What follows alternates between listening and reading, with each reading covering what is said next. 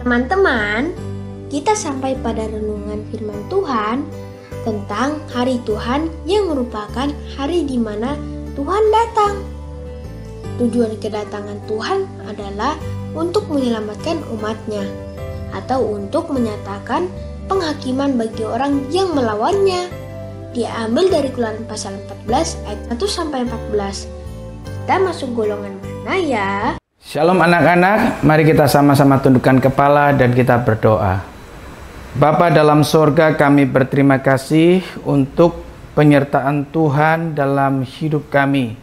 Kami percaya Tuhan bahwa di dalam setiap apa yang kami lakukan, Tuhan tidak pernah meninggalkan kami, Tuhan tidak pernah membiarkan kami.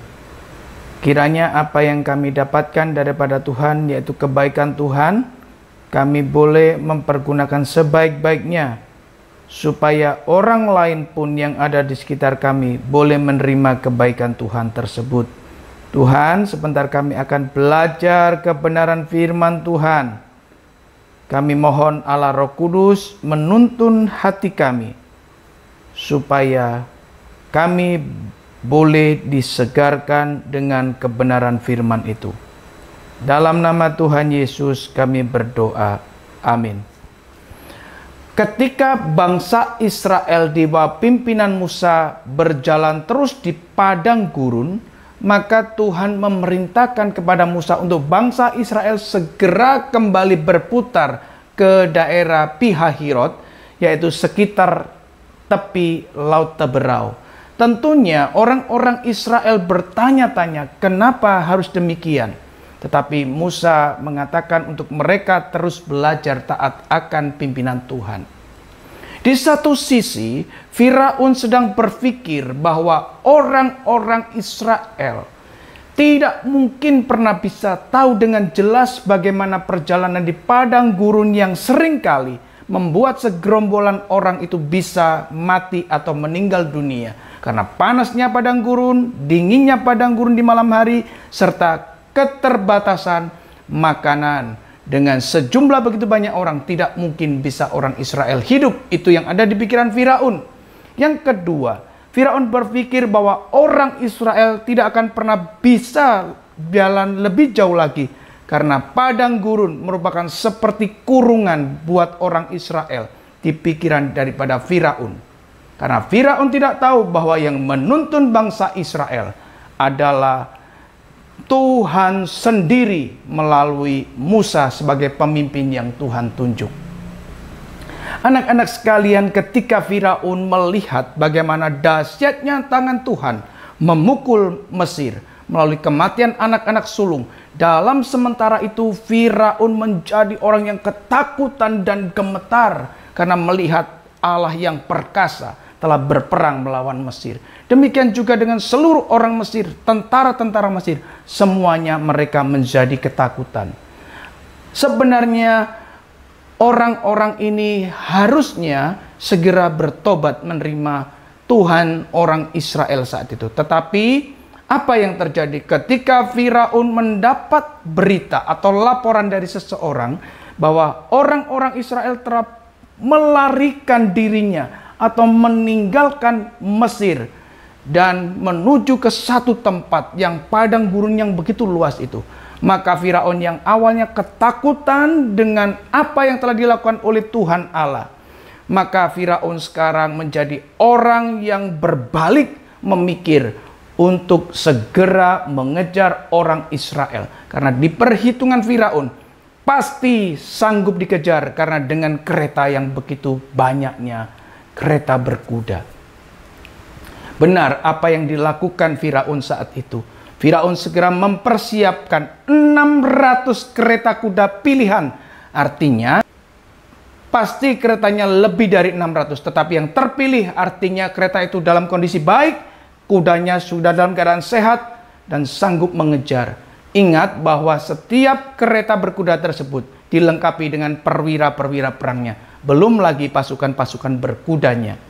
Dan setelah siap semua, maka Firaun langsung memimpin penyerangan tersebut dengan mengerahkan seluruh tentaranya dan kereta kudanya tersebut. terus mengejar orang-orang Israel. Benar, ketika orang-orang Mesir tersebut di bawah pimpinan daripada Firaun mendekati pihak Herod, dan pada waktu yang tepat juga orang Israel menoleh ke belakang, dilihatlah bahwa ada pasukan Mesir sedang mendatangi, dan itu menjadikan orang Israel ketakutan. Wajar sekali, karena mereka ke depan melihat dan ke kanan melihat, yang ada hanyalah pegunungan yang tinggi. Dia melihat ke kiri adalah Laut Teberau, melihat ke belakang ada tentara Mesir. Kemanakah mereka harus melarikan diri? Itu tidak mungkin. Mereka tidak mampu berperang, bukan? Tetapi justru dalam hal ini Tuhan sedang mendidik orang-orang Israel untuk mereka tidak bergantung harap kepada siapa saja, tetapi bergantung harap kepada Tuhan yang menuntun mereka keluar dari Mesir. Dan waktu ketakutan itu ada perkataan yang sangat tidak pantas diucapkan. Mereka berkata kepada Musa, "Musa, apakah di Mesir tidak ada kuburan yang baik sehingga engkau akan mengubur kami di padang gurun?" Mereka menyambung lagi, "Musa, itu sebabnya aku sudah katakan kepada kamu, gak usah ganggu kami di Mesir. Kami biar menjadi budak di Mesir." Wah, padahal mereka lupa ya. Waktu beberapa lalu mereka selalu mengeluh, berteriak kepada Tuhan, minta tolong dibebaskan dari perbudakan. Saat mereka melihat tentara itu, yaitu tentara Mesir, mereka menjadi ketakutan. Tetapi Musa menjawab, "Janganlah takut, tetaplah berdiri. Karena hari ini Tuhan yang hadir akan menyatakan keselamatannya kepada kamu.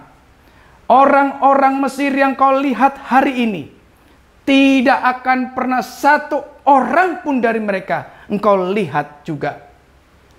Artinya bahwa orang-orang Mesir yang berjumlah 600 lebih tersebut, yang hadir di tengah-tengah itu, tidak akan pernah dilihat lagi oleh orang-orang Israel. Bahkan Musa menyambung dengan perkataan, "Kau diam saja, Tuhan yang akan berperang menggantikan kamu." Wah, ini satu kalimat jaminan yang Musa ucapkan melalui tuntunan Tuhan. Anak-anak sekalian, hari ini kau dan aku diajarkan bahwa kehadiran Tuhan mempunyai dua macam maksud. Kehadiran Tuhan buat anak-anaknya, memberikan keteduhan, memberikan keselamatan. Tapi kehadiran Tuhan buat orang-orang yang melawan Tuhan, itu merupakan hari penghukuman yang dahsyat. Dan ingat bahwa kita tidak pernah mempunyai kemampuan berperang. Tuhanlah yang berperang menggantikan kau dan aku. Percayalah, Tuhan yang sama sudah menyertai kita dan berperang menggantikan kita. Amin. Mari kita tundukkan kepala dan kita berdoa. Bapa dalam sorga, kami berterima kasih kepadamu. Sungguh Engkau Allah yang hidup, Allah yang mengeluarkan kami dari perbudakan dosa, sekaligus Engkau Allah yang terus menuntun dan memeliharakan kami. Kami lemah Tuhan, kami tidak mungkin berperang melawan kuasa-kuasa iblis. Tetapi kami bersyukur Tuhan berperang menggantikan kami untuk melawan kuasa iblis. Kami berterima kasih Tuhan memberikan kemenangan kepada kami dalam semua hal. Tuhan, tolonglah kami untuk kami boleh mempunyai ketetapan iman berjalan bersama dengan Tuhan. Dalam nama Tuhan Yesus kami berdoa. Amin. Teman-teman, kita sampai pada renungan firman Tuhan tentang hari Tuhan yang merupakan hari di mana Tuhan datang. Tujuan kedatangan Tuhan adalah untuk menyelamatkan umatnya atau untuk menyatakan penghakiman bagi orang yang melawannya. Diambil dari Keluaran pasal 14 ayat 1-14. Kita masuk golongan mana ya? Nah, Berham dan teman-teman harus makin rajin baca Alkitab. Besok Persiapkan baca Keluaran pasal 14 ayat 15 sampai 31. See you.